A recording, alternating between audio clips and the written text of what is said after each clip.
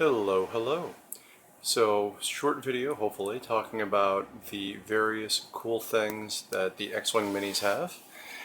This is a T65 X-Wing, and I call it the T65 because the Episode 7 trailers have shown what I'm told is a T70 X-Wing, which is be a new model, and you can see it's got the X here, and the wings are not split like we've seen in the trailers. And I know I'm dating myself here by talking about the trailer. Hopefully in 5 years we'll all be really happy about the T70 and know all about it. But in the meantime, here we are.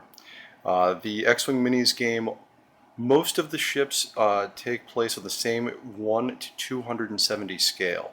So this X-Wing is to the same scale here as my second favorite ship in the entire Star Wars universe. This is the E-Wing. It doesn't have a fancy number designator or anything. This is actually a ship that is no longer canon. It's part of the Legends universe. I'm not entirely sure why I love this one so much. I think it's got very sleek, very falcony kind of lines, or I should say like bird of prey kind of lines. It's got a really silly cannon up top that would definitely interfere with the cockpit. Something about it just kind of appeals to me. And I've liked it quite a bit. I've heard rumors that there's going to be an E-Wing in the new canon, but it may be an entirely different kind of ship than what we're seeing here, so that'll be interesting. Next up, we've got so these are both examples of the small ship in the X-Wing Minis universe. And they have the same size base here. So if you think about it in game terms, like this base is their hitbox, and every small ship has got the same hitbox. The next size of ship that we have, the other size that you use in standard play, is the large ship, and here we have the Millennium Falcon, or I should say the YT-1300, and the most famous of which is the Millennium Falcon. But this is the large ship. It's got a bigger hitbox. This is 4 times as big as the small base hitbox. So if you're trying to shoot at it, you have much more area to actually hit. And you can just see the detailing on this thing. I mean, it's kind of amazing. The sensor dish goes back and forth, which Lando found out doesn't actually fold all the way. A little Star Wars humor there. And yeah, this is just a really well detailed, very intricate model. Let's flip it here upside down. So we know from the trailers that the new movie's got a slightly different version of the Falcon. The sensor dish is a little bit different, but who knows if how that will translate into game terms, if at all.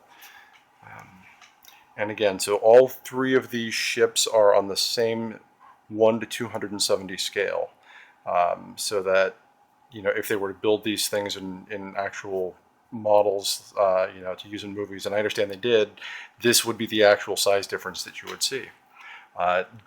So the other type of ships, so there's the small ships, the large ships, and then there's also huge ships. An example of which here is the GR70, I believe,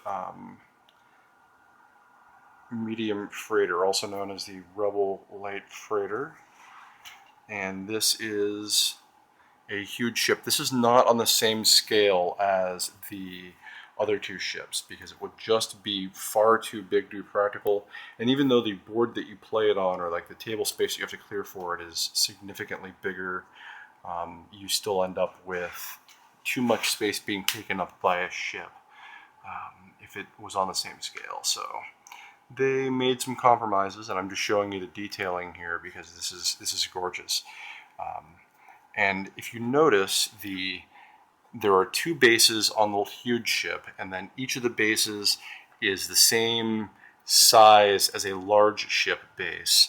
But there's this gap here in between that's also part of the hitbox for the ship, although it's a little bit different for the rules, but just so you have a general sense, it's kind of nifty. And then just to give you an idea of some of the really nice detailing here, I've got a second model here. We're going to show you the underside, which that's all just cargo because it's a cargo ship. And yeah, You know, if you go to the docks at Oakland or Long Beach, you would see freighters that you know, carry standardized cargo pods, and that's exactly what you're seeing here. And that's just a nice touch. Some engines there.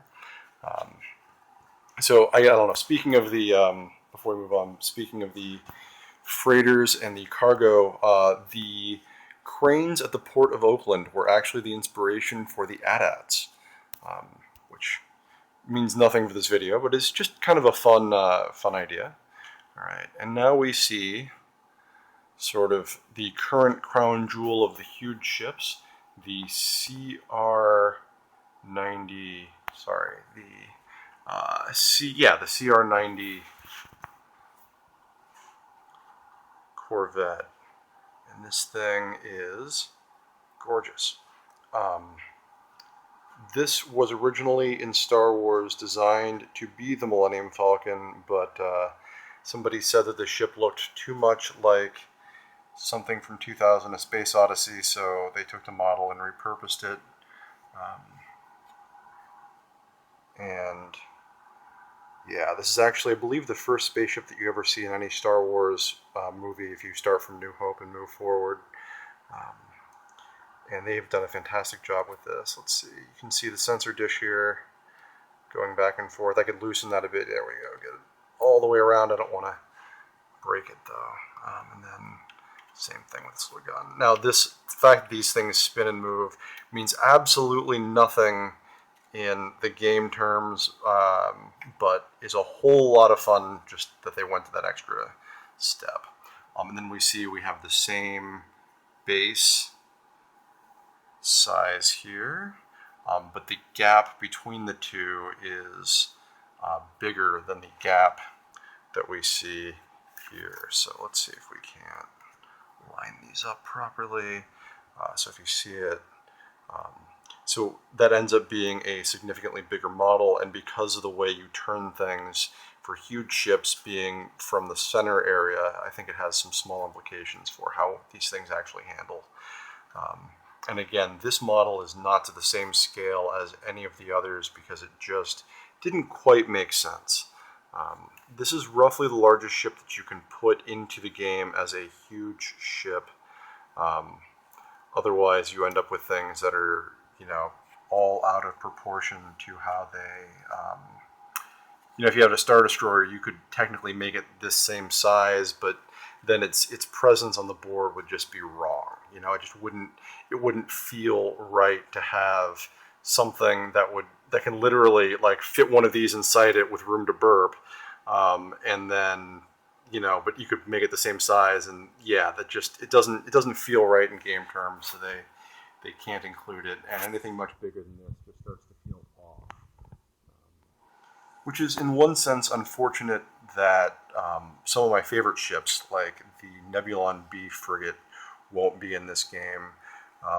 But in another sense, is good. I like the fact that they are taking care of the way the game plays, and understanding that there are limits to what they can get away with. So these are some of the really cool ships, and I hope you've enjoyed the video. And maybe if you're inspired to, you know, play a whole bunch of X-Wing, that's cool too. But at the very least, it's just fun to